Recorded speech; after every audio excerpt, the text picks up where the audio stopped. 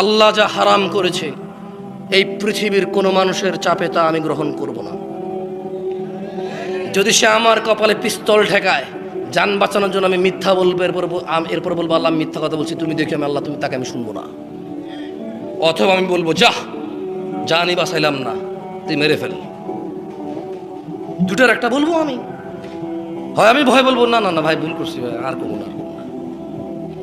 এরপর কমো আল্লাহ তুমি জানো এর আমি 5 পয়সার দাম দিই না।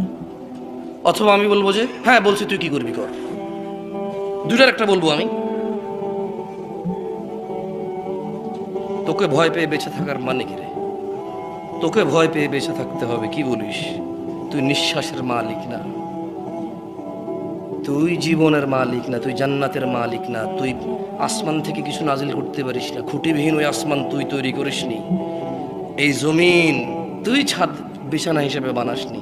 তোকে ভয় পেয়ে চলতে হবে বেঁচে থাকার মানে কি তাহলে?